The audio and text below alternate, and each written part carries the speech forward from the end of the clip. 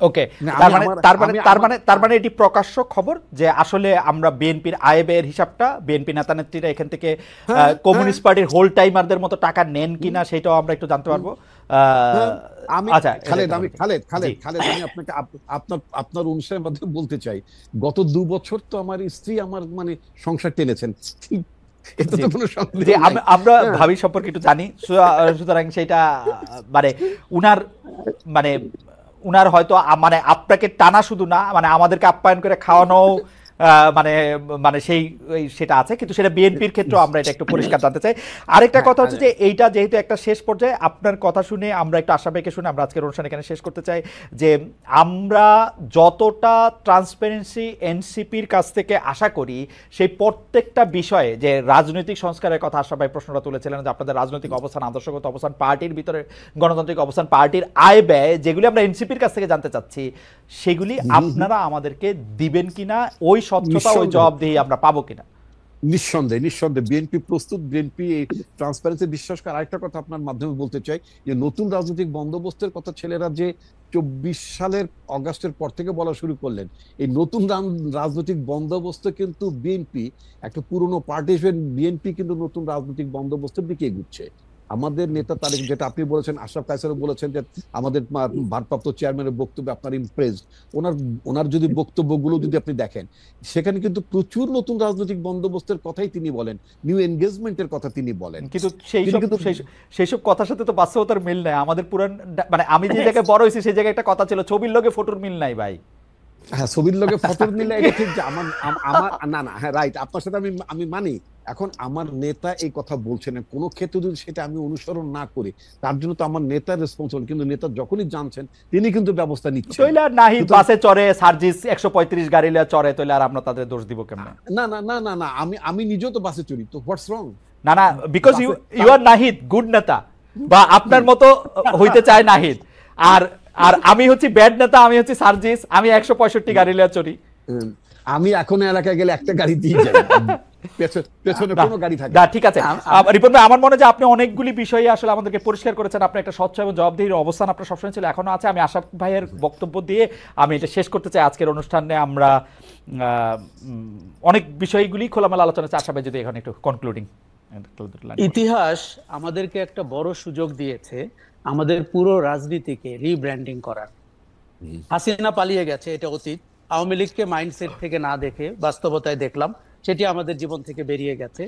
দেখুন, বিএনপি মতো দল বা জাতীয় নাগরিক পার্টি রিব্র্যান্ডিং বলতে আমি কিন্তু পলিটিক্স ইটসেলফকে রিব্র্যান্ডিং করার কথা বলছি। শোনেন, এখন রাজনীতি বলে বাজারে আমরা যেটি দেখি সেটি অপরাজনীতি। এটি দলগুলোকে মেনে নিতে হবে। এটি হচ্ছে চর দখলের রাজনীতি, মাস্তানির রাজনীতি, টাকা খাওয়ার রাজনীতি। এখন মানুষ এই রাজনীতিকে বিদায় দিয়েছে, নো বলেছে। আপনি সেই রাজনীতি নিয়ে এখনো 7 মাস ধরে বসে আছেন এবং আশা ভাই আমি মাঝখানে শুধু একটা কথা বলি। আপনি দেখেন, মোহাম্মদ আসুজ্জামান উনি বলছেন আওয়ামী লীগের আয় ব্যয়ের হিসাব নিয়মিতভাবে থার্ড পার্টি অডিট হয়ে থাকে এবং নির্বাচন কমিশনে জমা দেওয়া হয়। খালেদ মহিউদ্দিন মিথ্যা বলছেন কেন? আমি সাংবাদিক হিসেবে দেখছি বাংলাদেশ আওয়ামী লীগের প্রত্যেকটা সংসদ সদস্য, প্রত্যেকটা আমি বাড়ায় কইলাম, ধরেন 99.99% সংসদ সদস্য 1 কোটি টাকা থেকে তাদের 100 কোটি টাকা হয়েছে। তাদের কেউ মাছের ব্যবসা করছেন, কেউ ফুলকপি লাগাইছেন, কেউ বাঁশ কিনছেন, কেউ জানি কি কি করছেন, সেগুলির ব্যাখ্যা আছে। 1 কোটি থেকে 100 কোটি টাকা, এগুলি নাকি নিয়মিত হিসাব করা হয় এবং এটা বলা হয়। আপনি বলতেছিলেন যে রাজনীতিগুলিকে প্রত্যাখ্যান করা হয়েছে। আমার কাছে তো মনে হয় বিএনপি এটা তো ওয়েট করতেছে এটার জন্য। আমাদের এইসব লোকগুলো মূলত দলদাস অথবা দলান্ধ, এবং তারা কিন্তু মুক্ত মনে, খোলা চোখে, খালি চোখে পৃথিবীকে দেখে অভ্যস্ত না। কাজেই দল বিএনপির জন্য, দেখুন বারবার কেন বিএনপির নাম বলছি, কেন এই যে ইতিহাসে সুযোগ পেয়েছে দলটি তার ক্লিনজিং করার, তার দূষিত রক্ত বের করে দিয়ে তার সঞ্চালনে নতুন রক্ত ঢোকানোর, এটি যদি সে 7 মাসে না নিয়ে থাকে, আগামী 10 মাসে না নিয়ে থাকে, এর জন্য যে প্রায়শ্চিত্ত বিএনপি করবে সেটির আপনি আর আমি যদি বেঁচে থাকি আমরা দেখব। জাতীয় নাগরিক পার্টি, আপনি বাংলাদেশের ইতিহাসে মানে জাসদের জন্মের পরে এই প্রথম কোন দল মাঠ থেকে উঠে এসছে। আমি সেই দিন মানিক মিয়া এভিনিউতে তাদের অনুষ্ঠানে গিয়েছিলাম, আত্মপ্রকাশ অনুষ্ঠানে। একটা জিনিস আমার কিন্তু মনে হয়েছে যে এই যে 1500 মানুষ মারা গেছে, 30,000 মানুষ আহত হয়েছে, এদের দায় কিন্তু নাহিদের ঘাড়ে। এরা কিন্তু ওই দিন অনুষ্ঠানের সম্মুখভাবে আমার পাশেই ছিল। আমরা কিন্তু বড় দলগুলোকে এদের দায় নিতে দেখছি না। কিন্তু কাজেই কেন কিন্তু আমি এই আশা ভাই দলটিকে কিন্তু আশা ভাই এই মৃত্যুর, এই দুর্ঘটনার, এই আত্মত্যাগের দায় কি আমাদের সবারই নেওয়া উচিত না? ওদের ঘাড়েই আমরা না, না, সবকিছু চাপাই দিব? আমি না, না, দুঃখের সাথে আমি কথাটা আমি বলছি। আমি তো আমি একটু আমি তো বলি জানতে খালেদ, চাচ্ছি। আচ্ছা। আমাদের প্রত্যেকের নেওয়ার কথা, বাংলাদেশের নেওয়ার কথা।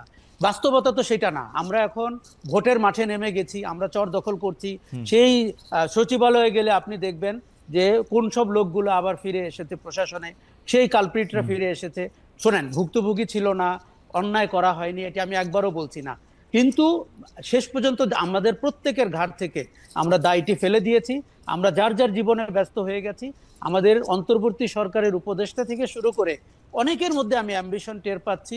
তারা পদ পদবি দখল করেছেন, তারা সারা জীবনে যা করতে পারেননি এখনই তা করে ফেলার চেষ্টা করছেন, এবং আমি বলবো এটি ভয়ঙ্কর। আমার মনে হয় যে আমরা যেহেতু আমি শুধু বলি, আমাদের প্রত্যেকের এই কারণেই কিন্তু অপশাসন আবার ফিরে আসতে পারে, এবং অথবা নতুন যারা শাসক হবেন তারা ওই অপশাসনের প্রতিচ্ছবি হবেন বলে মানুষ ভয় পাচ্ছে।